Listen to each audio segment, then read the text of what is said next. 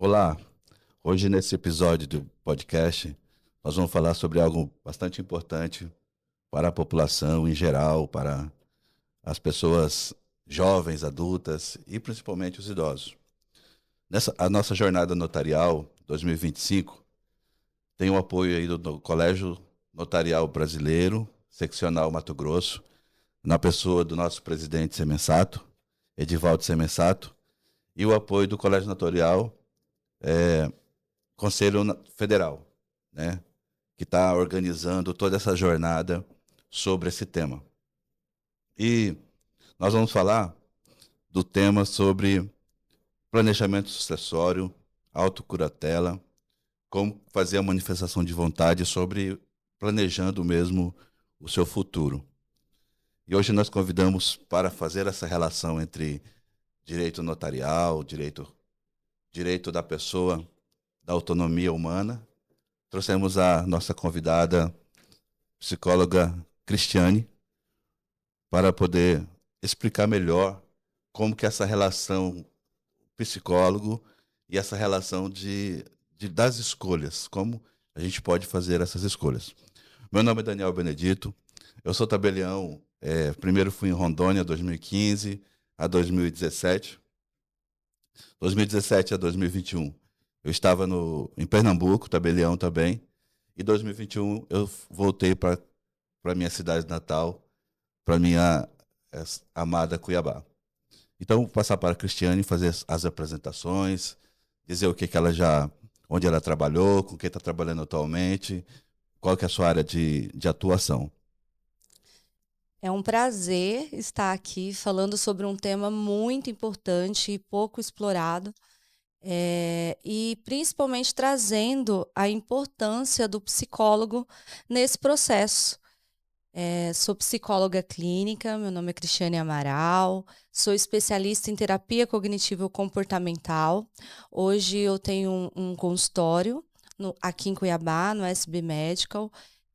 Tenho uma especialização internacional em terapia cognitivo-comportamental, sou supervisora clínica e amo falar sobre emoções e principalmente sobre processos psicológicos. E acredito fielmente na importância disso para a humanidade e para todas as pessoas. Doutora, sei que recentemente a senhora participou de um congresso internacional, né, junto com a grande especialista da sua área. Explica melhor como que foi para a gente poder entender como está esse processo da psicologia no Brasil e no mundo. Esse ano a gente recebeu a Judith Beck, que é filha do criador da terapia cognitivo-comportamental aqui no Brasil, e foram escolhidos 60 psicólogos do Brasil para ter um momento, né, de treinamento exclusivo com ela, e eu fui uma dessas 60 psicólogas escolhidas, aqui, acho que a única aqui em Cuiabá, e foi momentos muito importantes, né? De ter ali, eu sempre falo que beber direto da fonte é muito importante, né? E isso foi algo muito especial na minha carreira, ter esse contato, né, com pessoas tão importantes dentro da área da psicologia. E a qual né, principalmente depois da pandemia, foi uma revolução muito grande dentro da psicologia, justamente porque as pessoas começaram a entender a importância de um psicólogo. Porque antigamente tinha muito os mitos e preconceitos de que psicólogo e psicologia era somente para pessoas que tinham uma patologia, né, uma doença. E hoje a gente consegue perceber que não, né? O psicólogo ele é importante em todo o processo.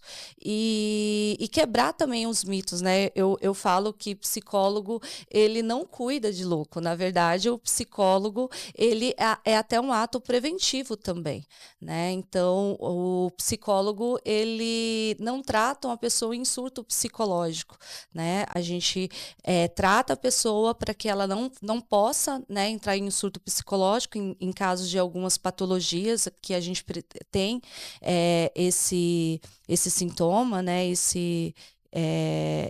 a psicose, né? E também a gente trata e ajuda pessoas a auto se desenvolverem, a ter processos mais claros racionalmente, né? E principalmente a gente atua muito nas emoções. Que legal, é isso aí. E hoje nós estamos fazendo essa relação entre psicologia e direito. Inclusive, a gente fala sobre os atos notariais, né? Como planejar é um gesto de autocuidado e dignidade, né? Porque a Exato. pessoa planejar o seu futuro é extremamente importante. E entra exatamente nesse momento a questão da autocuratela, o planejamento sucessório, a sua manifestação de vontade agora, enquanto você tem capacidade para que o seu futuro seja protegido. Só que uma grande questão que eu quero já tratar aqui é se esse tema é um tema psicológico ou não. Se a gente só está falando do direito em si, ou se a gente está falando de determinado momento a pessoa escolhe determinadas decisões e coloca no ato notarial, numa escritura para guardar para o futuro, por exemplo, como o testamento, a própria autocuratela, a manifestação de vontade que você quer ser, determinadas decisões que você toma e as pessoas no futuro têm que respeitar essas decisões. Então, eu quero colocar isso exatamente para a doutora. Isso é um tema psicológico? Com toda certeza. Principalmente por quê? Porque é um tema que envolve muitas emoções, né? É um tema onde a gente aborda não só a questão jurídica desse processo, né? Mas é um tema onde eu falo, né? E planejo o meu futuro. Então envolve muitas questões emocionais ali, né? A começar por você, né, que a mente humana em si, ela sempre foge de emoções desconfortáveis, né? Eu sempre falo no consultório que nós temos baixa tolerância ao mal-estar, né? E a nossa mente foi programada para a sobrevivência e para fugir dos sofrimentos.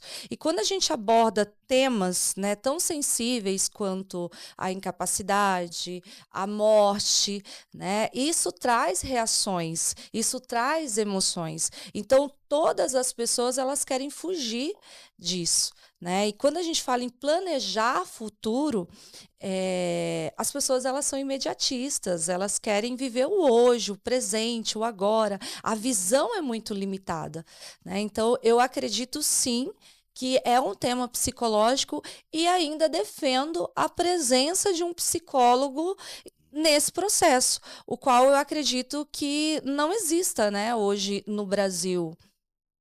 Não, eu acho que pelo conhecimento que eu tenho, ninguém tratou do tema como um tema psicológico para que a pessoa faça decisões mais assertivas, né? Eu acho que não tem. Eu acredito que até esse processo envolve só o cartório, o tabelião, advogados, né, mais essa questão jurídica, né, do Sim. processo em si. Mais questão jurídica. Agora, psicológico, eu não vi ninguém tratando ainda sobre o assunto. Exato. E até me traz uma pergunta, Daniel, o quanto também o tabelião, as pessoas envolvidas, entende que esse processo é um processo também psicológico e sensível, né, para lidar. Como que vocês, até estendo essa pergunta para você, lidam, né, com esse processo? É como se fosse algo natural? Como vocês se sentem fazendo isso? Bom, existe um mito, esse é um grande mito que eu quero até desfazer aqui. O tabelião achar que é psicólogo, né? Nós não somos psicólogos. A psicologia é uma ciência muito vasta, né? Que tem vários meandros. É preciso ter um profissional mesmo da área para acompanhar isso. Então, quando a gente recebe no cartório pessoas que estão, né, titubeando em determinadas decisões, a família, às vezes, está em conflito, e a gente pensa que tratar disso com aquelas pessoas, nós estamos sendo psicólogos, mas não dá para comparar, né? Exato. Na verdade, o papel do psicólogo seria extremamente importante nessas situações que a gente acompanha o dia a dia. Ou seja, quando eu digo que eu sou psicólogo, é porque eu estou entendendo que precisa da presença de um psicólogo para tratar aquilo de uma forma assertiva, evitar conflitos familiares. Então é dessa forma que eu vejo. E até interessante você falar sobre isso, porque na verdade, Daniel, todas as pessoas às vezes se sentem um pouco psicólogos, principalmente porque existe um grande mito dentro da psicologia que terapia, ir a um psicólogo é uma simples conversa. Ah, conversar, eu converso com um amigo, com a minha manicure, eu converso com outras pessoas. Para que eu vou procurar um psicólogo para isso? E, na verdade, é um grande mito, né? Porque o psicólogo, na verdade, é uma pessoa preparada para poder ajudar você em todos esses processos psicológicos, né? Um psicólogo, ele pode sim identificar patologias também existentes ali, psicológicas. O psicólogo, ele tem um amparo de estudos, né, de especializações, aonde ele faz com que aquela simples conversa, né, não seja mais uma conversa, mas seja sim uma análise profunda. Essa semana eu recebi uma mensagem de uma paciente e eu achei bem interessante o que ela falou, porque ela disse para mim assim: eu nunca em toda a minha vida tinha sido tão vista como eu fui por você. Porque um psicólogo, ele faz esse papel, né? De conseguir olhar para o Daniel e fazer essa divisão.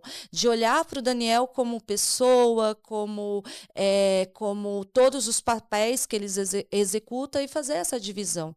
Né? Então, a importância do psicólogo é essa, é olhar mais profundo o paciente lá e ajudá-lo a também se conhecer melhor, para que a vida dele possa ser conduzida de uma maneira muito mais assertiva, né? Interessante a gente falar sobre esse mito, né? Porque realmente é algo alastrado aí na sociedade. Exato. E o papel do psicólogo realmente é muito importante, porque é uma ciência de extrema importância e de uma profundidade científica imensa para compreender o ser humano, né? E aí a gente pensa assim, sobre a possibilidade de planejar, só a possibilidade de você planejar o futuro já lhe dá muitos medos, né? Por exemplo, antes de vir para o podcast, eu estava pensando, e se eu for fazer a autocuratela, né? O que eu vou fazer? Quem eu vou colocar? Né? Algo mais natural seria minha esposa, mas tem minha filha, tem meus parentes. Como que eu vou tratar isso? Só de eu pensar a possibilidade de fazer autocuratela já me deu muitos medos e muita emoção, né? Muita emoção. E que a gente não compreende muito bem essas emoções, né? É muito difícil a gente compreender essas emoções porque a gente começa a pensar sobre o futuro e vem muitas possibilidades, né? Ora, muitos erros de pensamento, a gente pensa em vários cenários diferentes, né? Só de pensar sobre o planejamento, isso é um evento estressor, gera um certo estresse, gera um certo. Como que a senhora, doutora, vê isso?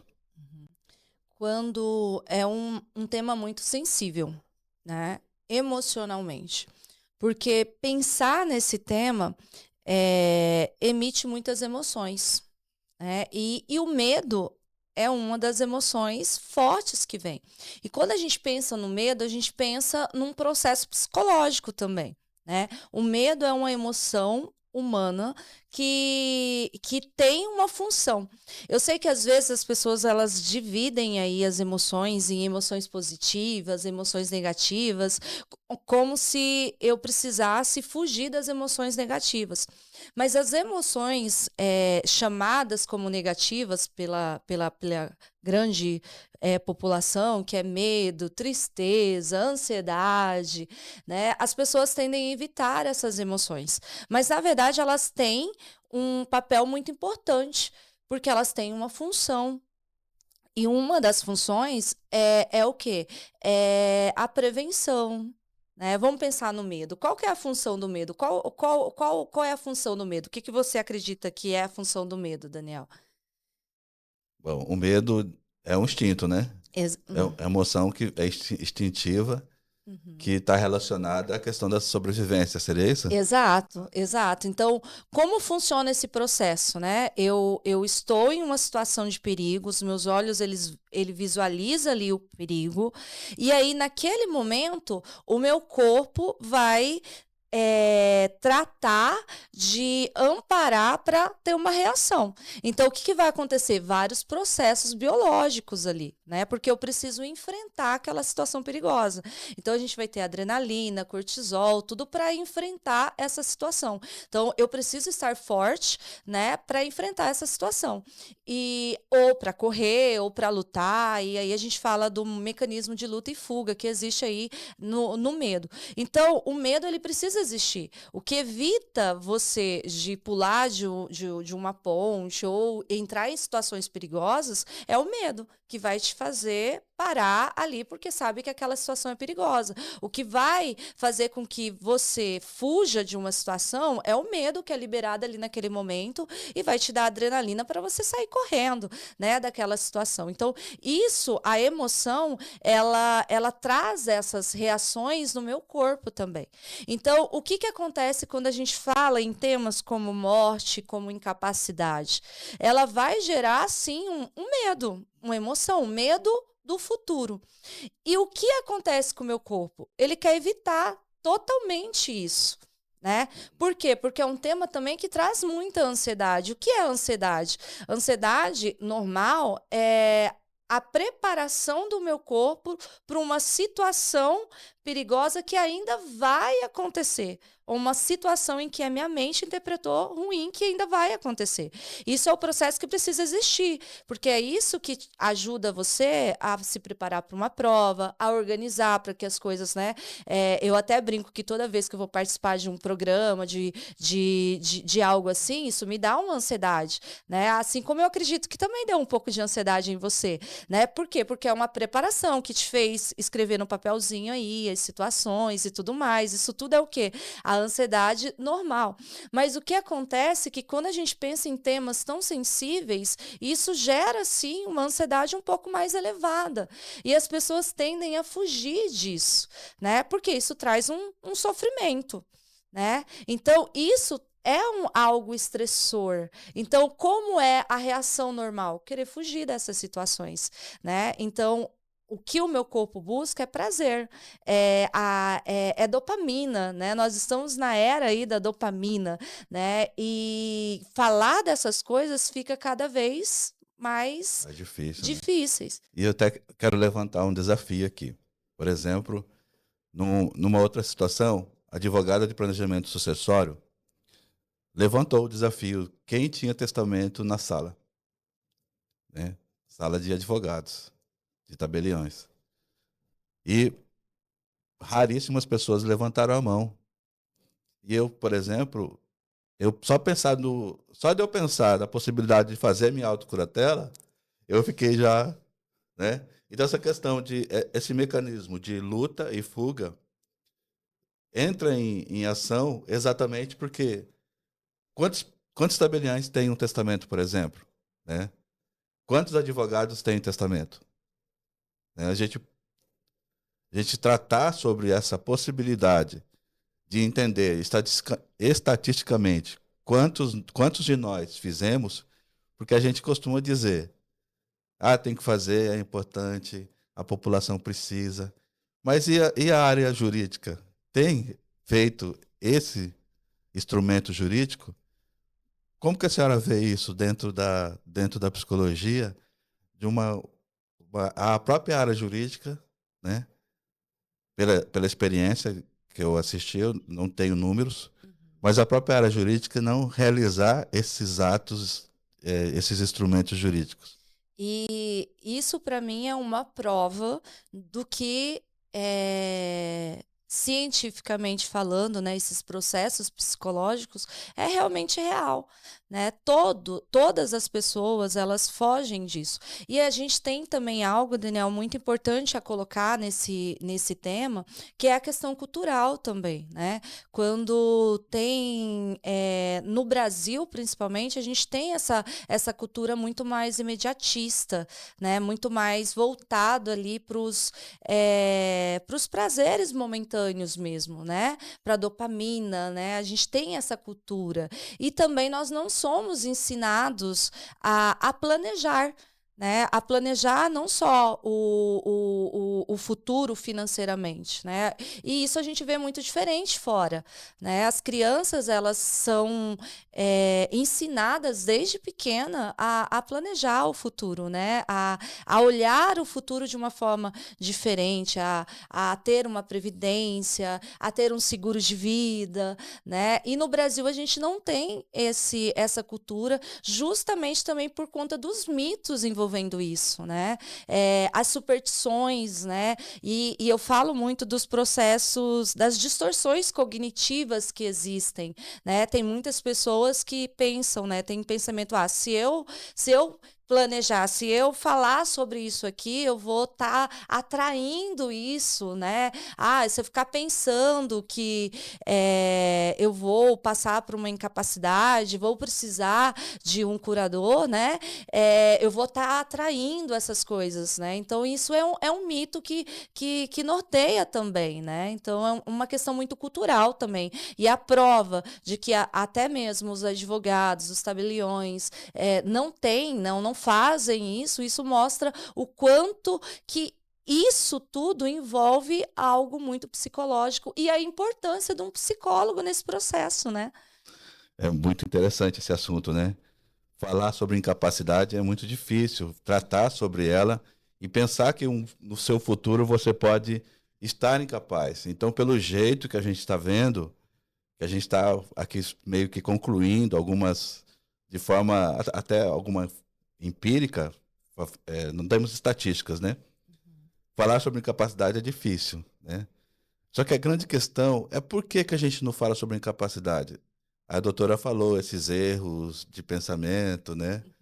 Os mitos, a própria superstição no Brasil como é. E a gente não é criado, nós não somos desde pequenininho criado para tratar do nosso futuro. E quero saber da doutora, se diante de todo esse cenário que a gente vê, de todos esses erros, de todas essas superstições, falar sobre o planejamento do futuro, né? Sobre planejar o futuro hoje, né? Seria um pilar da saúde mental? A gente estaria pensando mais assertivamente, com uma melhor clareza mental, ou a gente estaria, ou essa fuga que a gente realmente faz durante a nossa vida não tem nenhuma implicação para a nossa saúde mental? Na verdade, até para responder essa pergunta, eu vou falar sobre um processo, vou falar um pouquinho sobre a ansiedade, né? Que a ansiedade, ela nos faz preparar para uma situação, né? Então, quando eu falo de distorção cognitiva, eu falo da interpretação que todos nós temos diferentes um dos outros, né? Essa interpretação, como eu vejo as coisas ao meu redor, como eu vejo o meu presente, o meu passado, o meu presente, o futuro, isso depende muito da minha criação, das minhas crenças, né? Que eu fui adquirindo ao longo da minha vida, né? O que são crenças? São verdades que às vezes as suas crenças, elas são diferentes da minha, né? As suas verdades, às vezes, são diferentes que a minha. E essas verdades é que norteiam a nossa vida, inclusive as nossas escolhas, né? Então, o que acontece muito é que a ansiedade, que é uma emoção, ela envolve muito também essas interpretações, né? Eu falo que uma pessoa que ela tem um transtorno de ansiedade, vamos colocar aí uma fobia social, né? Essa pessoa, ela tem um medo, né? Um medo muito elevado de passar por situações ruins no meio de pessoas, né? Vou falar de uma maneira bem clara para as pessoas entenderem. E olha que interessante que acontece. A ansiedade, ela é liberada naquela pessoa porque ela vê esses processos aqui de relações como perigosos. E aí ela vai ser liberada no corpo dela adrenalina e cortisol. Então, imagina só, o momento que é para mim ficar tranquila, igual nós estamos aqui conversando, eu estou aqui com uma carga elevada de adrenalina. Então, imagina só o que vai acontecer comigo. Aquilo que eu mais temo vai acontecer.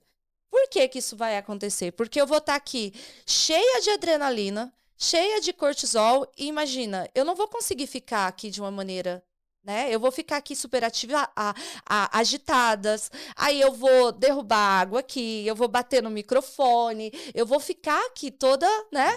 E olha o que é interessante. Por eu estar dessa forma, tudo aquilo que eu temia, né, que era passar por um momento desconfortável naquele momento social, vai acontecer. Então, olha como que é interessante. Então, a ansiedade que eu estava acreditando que estava me protegendo de algo, é algo que está me aproximando cada vez mais daquele perigo iminente. E quando a gente pensa, até para responder essa pergunta, a fuga da pessoa de evitar esse processo, esse planejamento, né, faz com que a pessoa se aproxime muito mais disso, né? E isso é interessante de pensar, não é? Uhum, é bem interessante. Essa questão da... Se a gente foge da incapacidade, se a gente foge de tratar da incapacidade, uma hora ou outra, essa conversa vai ter que acontecer. Exato. Se a gente está exato, fugindo dela, exato, uma hora ou outra, essa conversa vai ter que acontecer, né? exato, exato. E isso vai trazer ainda mais insegurança, né? Muito mais insegurança. E quanto mais inseguro a gente se sentir, mais emoções negativas, né?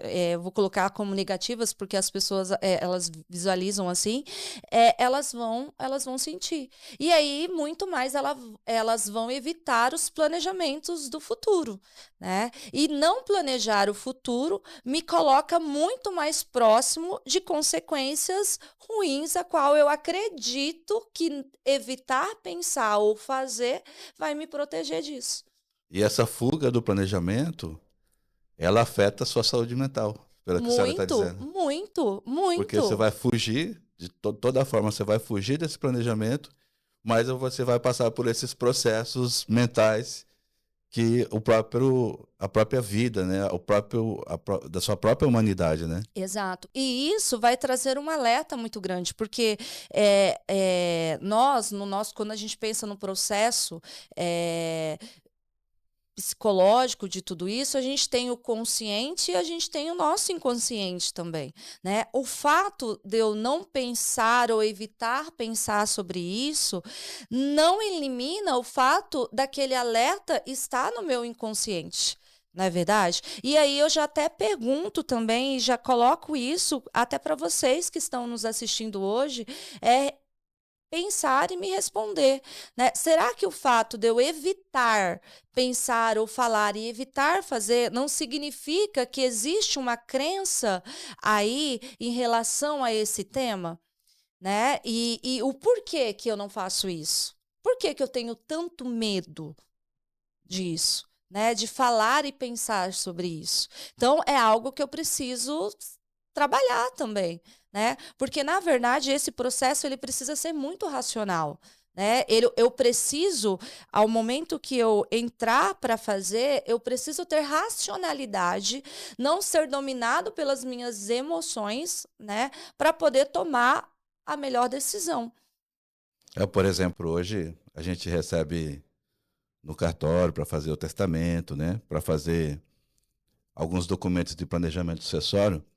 Então essa pessoa já passou por todo esse processo psicológico, mental e teve a coragem de fazer esse enfrentamento, de planejar o seu futuro, né? Sim. E isso é importante a gente verificar. E geralmente quando a pessoa vem para fazer esse planejamento sucessório, a gente percebe que muitas das vezes não é a maioria, mas muitas das vezes aquela pessoa vai trazer uma questão de conflito familiar e que não foi resolvida. Por mais que ela está fazendo um testamento, está fazendo uma doação, mas a gente percebe que tem um conflito familiar por trás que não foi resolvido. Mas mesmo assim aquela pessoa enfrentou. E se ela tivesse um psicólogo para ajudar nesses conflitos familiares, para ajudar a tratar essa questão no cerne de forma psicológica? Será que poderia ser diferente essa questão desse enfrentamento com a família? Com certeza, com toda certeza. Principalmente porque, assim, a comunicação assertiva, ela é o diferencial nesse momento, né? Principalmente quando a gente pensa nesses temas, a gente pensa dos dois lados, tanto da pessoa que irá fazer esse planejamento, quanto dos familiares também envolvidos, né, nesse planejamento, as escolhas também envolvidas, por isso que eu falo que precisa ser um processo muito racional, e precisa ter sim um psicólogo aí para que as pessoas envolvidas consigam ver isso como uma escolha racional, não uma escolha emocional, né? Não é porque eu escolhi um filho ou uma pessoa até mesmo fora ali do âmbito familiar, isso não significa que não exista amor, né? Não exista emoções. Pelo contrário, isso é uma escolha racional. Porque aí eu até coloco, né, que essa escolha do curador, né, responsável, também existe uma divisão, que nem sempre o curador ali, que vai cuidar do meu patrimônio, do meu financeiro, vai ser o mesmo que vai cuidar da minha saúde, que vai ser o responsável de me cuidar. E existe, né, essa forma de fazer essa divisão. Tem. E é muito importante pensar nisso, justamente por quê? Porque isso é uma escolha racional.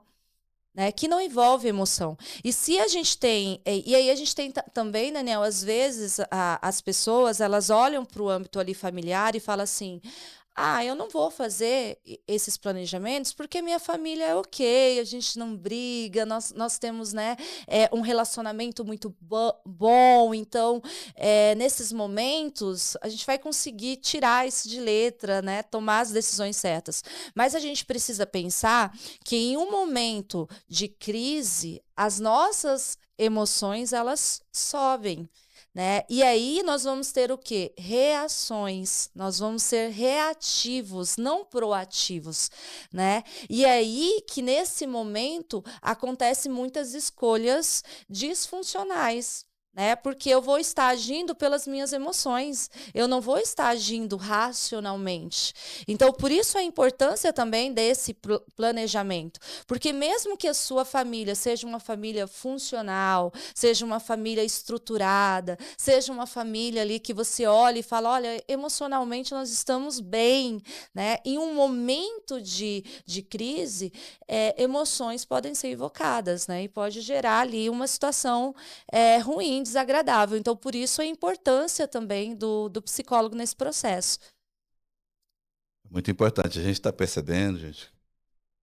Nós começamos numa pergunta singela, né?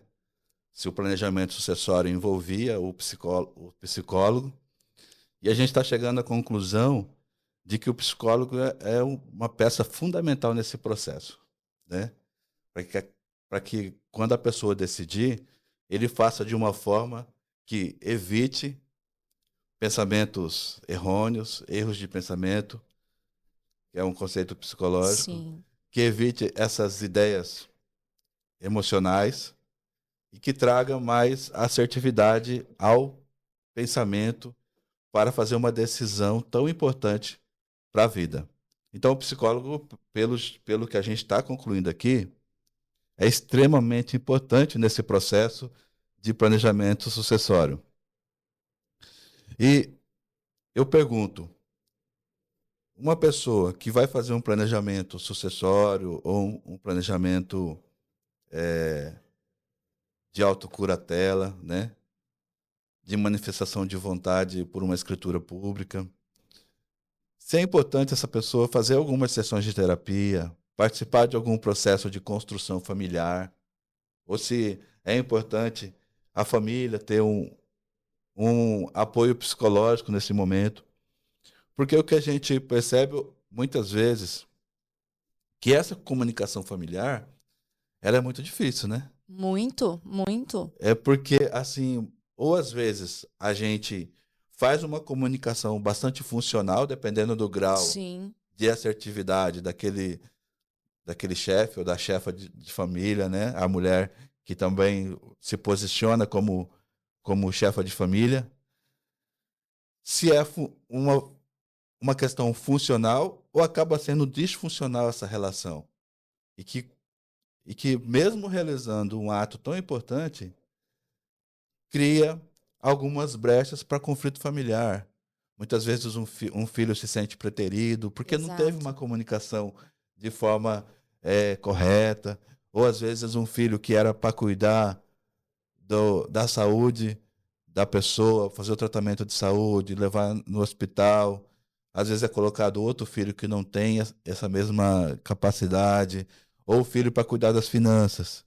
Então, tudo isso a gente pode tratar na clínica psicológica? Claro, claro, principalmente porque o psicólogo, ele vai ser também esse mediador, né?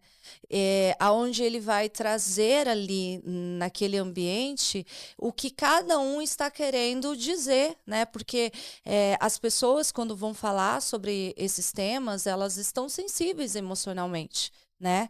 E o psicólogo ali ele vai conseguir ajudar e trazer clareza total nesse processo. Algo importante que você falou foi sobre, às vezes, a escolha de um filho, né, que não tem tantas habilidades assim, né, ou que fica, né, para um que tem e não tem habilidades. Por isso que eu falo que é um processo também muito racional, onde a gente precisa não ter muitas emoções envolvidas. E trazer a família também, né, para esse processo é muito importante, porque ele vai conseguir entender que a escolha está muito mais envolvida pelas habilidades, né? Porque tem filhos, tem pessoas que têm uma habilidade melhor com as finanças. Então, esse filho, essa pessoa vai ser escolhida justamente por conta da habilidade dela no financeiro.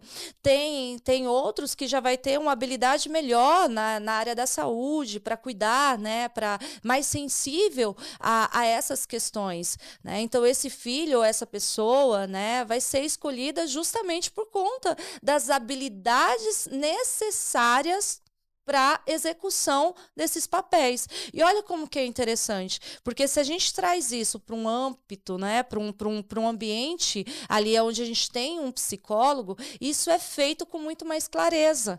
Então, as pessoas envolvidas, ela entende que não tem nada a ver com amar mais um e menos outro, pelo contrário, que tem muito mais a ver com habilidades e com o que é necessário naquele momento do que qualquer outra coisa.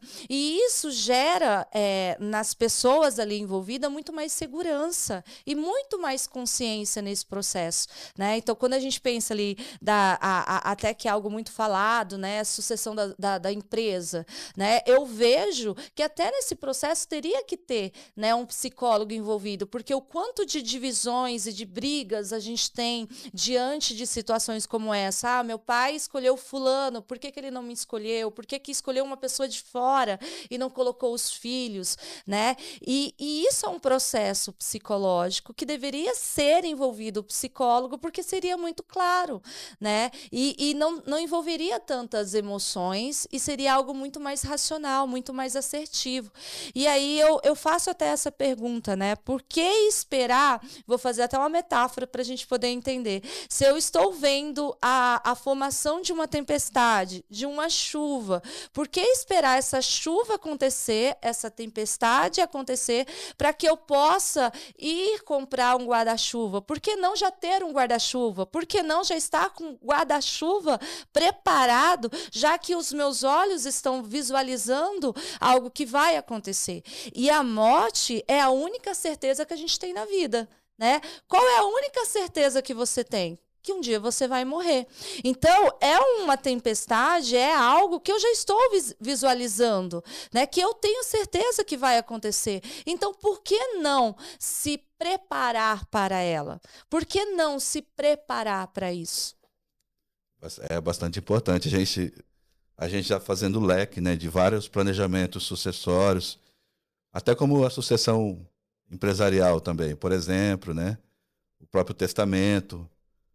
O- a- São questões que muitas vezes, s- na comunicação familiar, por mais que o patriarca ou a matriarca, né, tenha uma assertividade, às vezes a comunicação é disfuncional. Exato, muito. Porque o filho sentiu que foi preterido, o outro sentiu, né?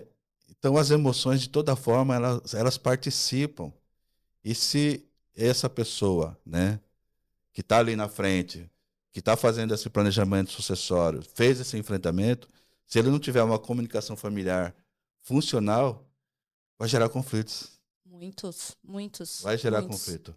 E passando para outro assunto, doutor, a questão dos mitos, né? Para a Uhum. gente partir aqui para a questão dos mitos. A gente pensa assim, eu não vou fazer testamento porque o testamento vai puxar a morte. Né? É Exato. um mito que a gente tem. Aham. Eu não vou fazer autocuratela porque isso vai me chamar para incapacidade, né? Aí, outro mito.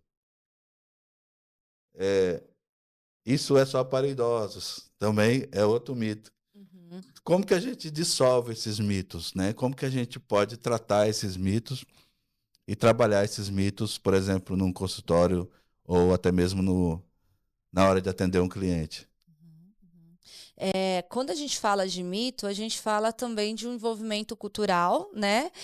E de um pensamento e de uma crença também, né? E quando a gente até discute muito sobre isso, isso envolve emoções, né? E as pessoas têm aquilo como uma verdade, né? E aí envolve também as distorções cognitivas nesse sentido. E o nosso papel é mostrar com evidências, né, que aquilo não é uma verdade. Que, pelo contrário, que quanto mais eu acredito nisso, a eminência disso acontecer se torna maior. Então, que isso não é uma verdade. E trazer as evidências. Né? Quando a gente fala aí, que você falou isso só vai acontecer com idosos. Não. Né? Hoje, a gente consegue perceber que a incapacidade ela pode acontecer até com crianças, jovens, adultos, né? Não é só na fase ali do idoso que isso acontece, né? Então isso é um mito e a gente precisa mostrar isso para as pessoas, né? Então, a forma da gente combater os mitos é trazendo as evidências reais, né? As evidências que aquilo não é uma verdade, que pelo contrário, né? Então, a gente faz muito isso no consultório, né? De psicólogos, né? A gente traz muito isso. Qual é a evidência de que isso é uma verdade? Me mostra aqui a evidência de que esse pensamento que você tem é verdade. Qual é a evidência que eu tenho hoje que pensar sobre a morte atrai a morte? Pelo contrário, pensar sobre a morte, sobre a incapacidade, me prepara para que quando ela aconteça eu esteja preparada, se ela acontecer. Bom, realmente a gente está com um tema bastante importante e agora nós vamos falar sobre o planejamento do futuro. Uhum, Falar não, a gente está falando disso desde o começo. uhum. Eu só quero dizer se esse planejamento do futuro, em que momento esse planejamento é um comportamento saudável ou em que momento é um comportamento disfuncional. Ou o planejamento do futuro sempre vai ser um comportamento saudável. Porque a gente está tratando da pessoa humana. Mas a gente sabe que a pessoa humana tem relações. Exato. Tem relações de amizade, tem relações de carinho, tem relações às vezes, até uma relação de comprometimento e uma relação familiar. E qual é o momento que esse planejamento do futuro é um comportamento saudável ou é um comportamento disfuncional? Ou sempre vai ser um comportamento saudável? O que a senhora acha, doutora? Eu sempre falo que a gente precisa de um equilíbrio. né? Nem 8 e nem 80. Então, olha como que é interessante. Nem a ausência total do planejamento, nem o planejamento excessivo é normal. A gente precisa buscar sempre o equilíbrio, o meio termo, o caminho do meio, como eu digo no consultório, né? Que é essa junção do 8 com 80. Então, a ausência total, que é a fuga do planejamento, ela não é boa. Ela é ruim e ela mostra que existe alguma coisa ali disfuncional acontecendo.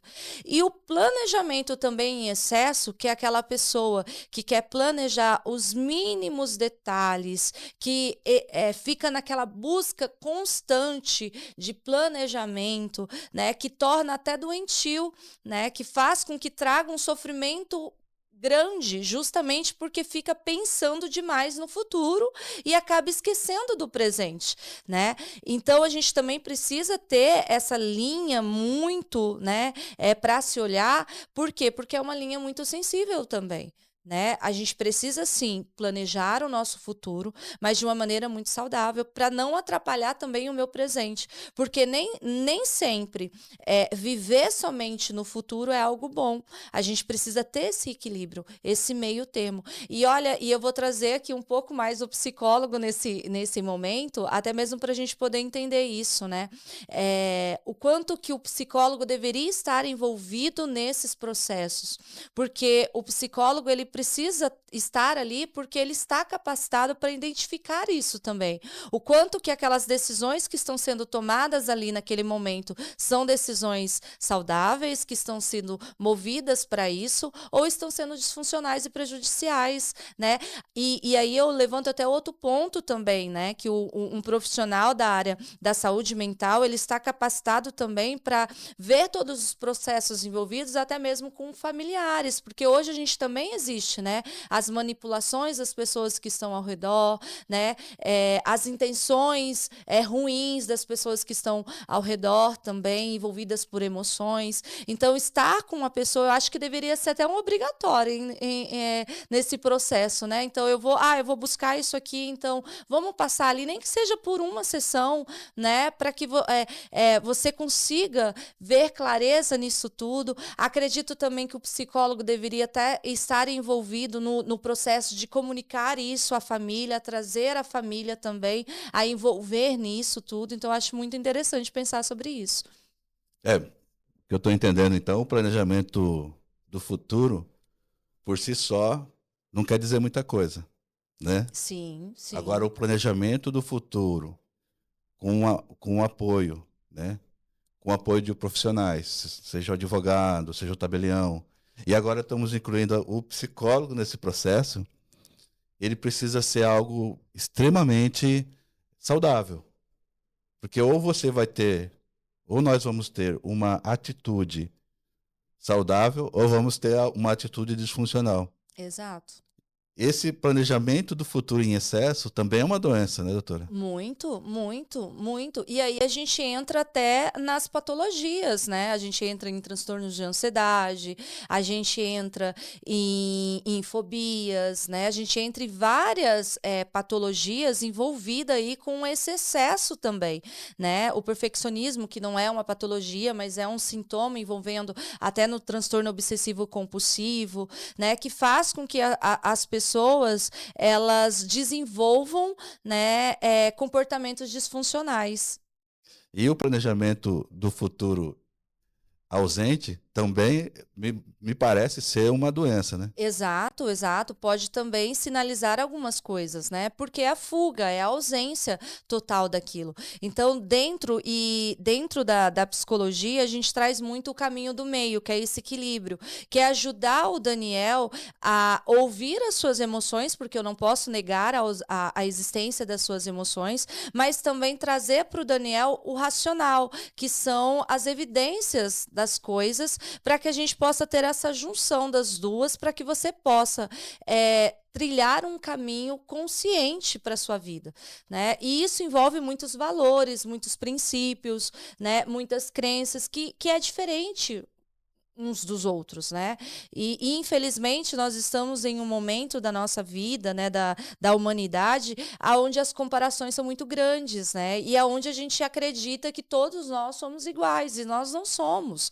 Nós somos pessoas diferentes, né? E às vezes o sofrimento psicológico começa por aí, porque eu não respeito quem eu sou, porque eu quero me comparar com o outro e viver ali a vida do outro, né? Então, essa é a grande importância também. Essa comparação, essa questão de se comparar até pelas redes sociais, conhecer pessoas diferentes, isso realmente é bastante sintomático. Mas temos visto aí um bate-papo, acho que bem legal, espero que estejam gostando aí da nossa discussão, né? Colocamos aí a psicologia, né? A gente só ouve falar de psicologia forense, por exemplo, é quando acontece já os eventos e o psicólogo vai trabalhar ali, mas depois que aconteceu, né? E estamos trazendo agora a psicologia da autonomia. Como que Exato. a pessoa pode ter essa autonomia? Aí, já partindo para o encerramento, queria que a doutora explicasse como que essa psicologia da autonomia pode ser preventiva, pode ser tratada conflitos, pode ser tratada alguma patologia, ali naquele momento em que as pessoas procuram para realizar um planejamento sucessório, vamos dizer, assertivo, com sabedoria, de forma saudável, como que essa psicologia da autonomia preventiva pode ser um aliado nesse processo para a pessoa que está ali procurando realizar um planejamento presente para proteger o futuro. Muito interessante essa pergunta e muito importante, né? Eu tenho uma amiga que é advogada e ela me trouxe um ponto muito interessante. Ela falou assim, Cris, eu acho que todo advogado é um pouco psicólogo, porque quando a gente recebe ali o cliente e ele vai passar ali as dores dele, a gente visualiza muitas coisas e que como advogado a gente fica limitado, porque como advogado a gente vai buscar o que a lei propõe de justiça para aquela pessoa. E olha como que é interessante, Daniel.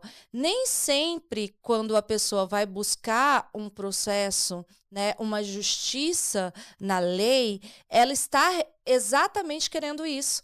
Às vezes a pessoa, ela quer, aquele processo exige também uma emoção, às vezes ela quer vingança, né? Às vezes ela quer algo muito mais emocional, um reparo emocional que a resposta jurídica daquele processo não vai dar para ela.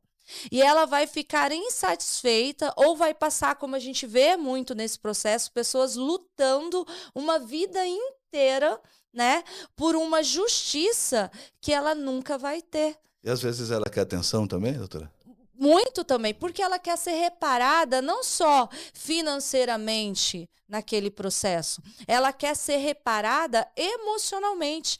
Mas quando a gente pensa nessa autonomia, isso é muito importante, porque autonomia significa olhar para si também, olhar os seus processos, encontrar as suas respostas. Autonomia tem a ver com autoconhecimento? Muito, muito, muito. Então, como eu vou ver esse processo sem me conhecer, sem saber quem é o Daniel e o que o Daniel realmente quer com tudo isso, né? Então, a autonomia é você entender que o Daniel é uma pessoa que tem emoções, que tem pensamentos, que tem decisões, que tem escolhas, que tem crenças, que tem verdades, que tem valores, e ele tem autonomia para fazer as suas escolhas, né? E escolhas conscientes, porque nem sempre as escolhas do Daniel, elas são autônomas, né?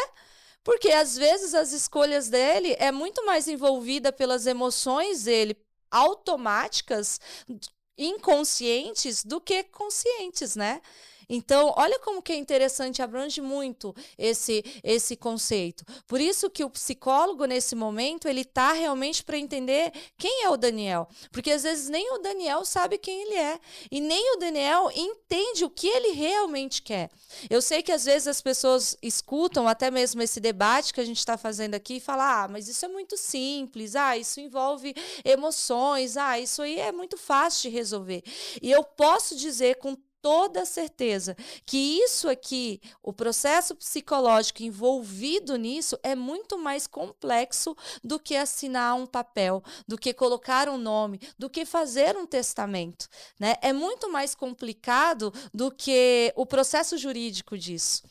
Porque tudo aquilo que envolve emoções envolve um complexo humano muito interessante. Realmente chegamos a finalizar esse tema, esse trabalho que a gente tem feito nessa semana, nessa jornada notarial. Quero parabenizar ao Colégio Notarial Brasileiro, na pessoa do nosso presidente Edivaldo Semensato, que tem contribuído aí bastante com a nossa atuação notarial. E ter escolhido esse tema porque foi um tema de extrema importância, né, para a pessoa humana, e de ter nos permitido fazer esse podcast, ter convidado a doutora.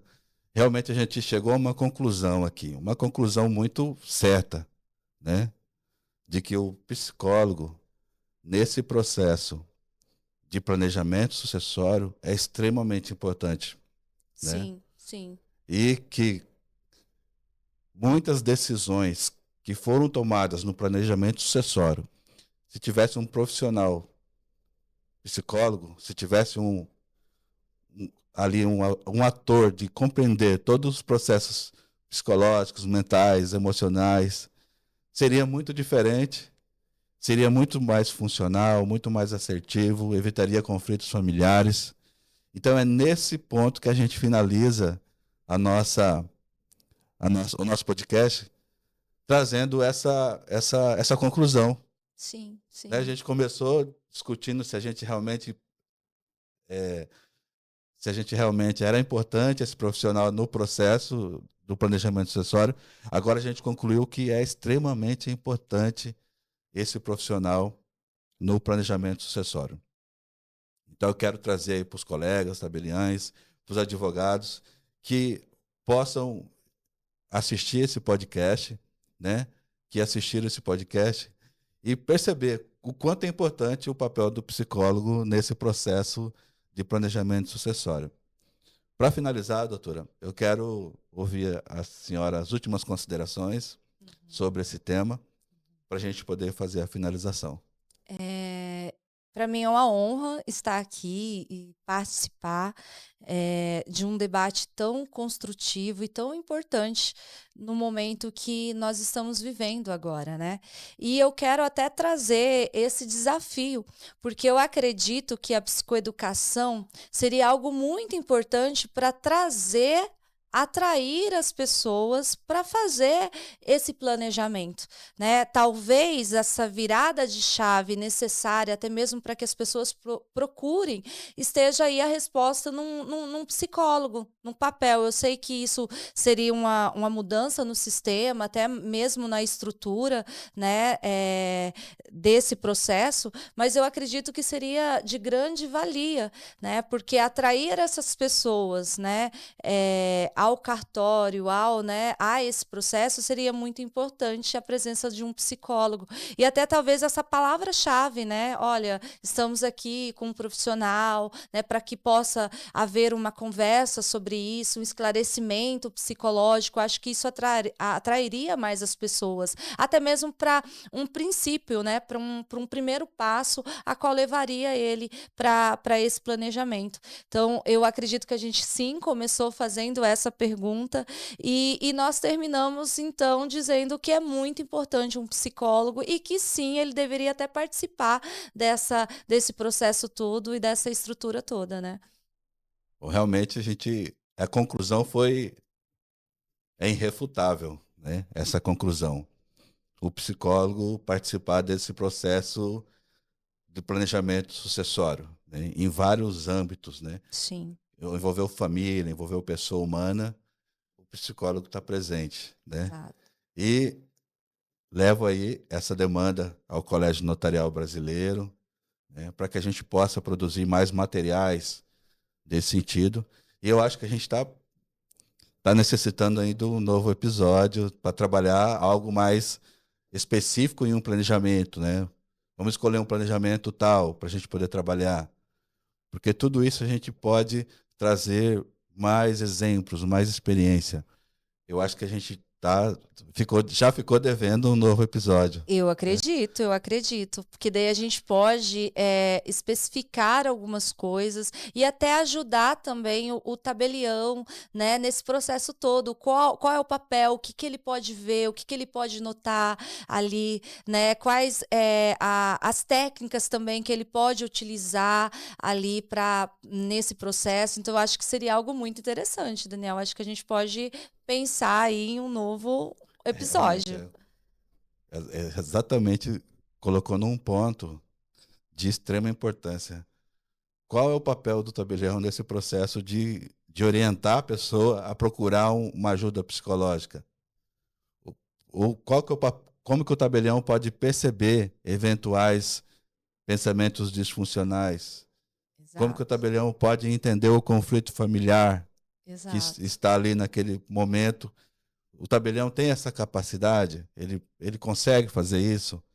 Então, são perguntas que a gente pode responder exato, no próximo episódio. exato, exato. E eu posso ir até um pouquinho mais longe, né? A saúde mental do tabelião. Né? Porque muito se fala da saúde mental ali dos funcionários, né?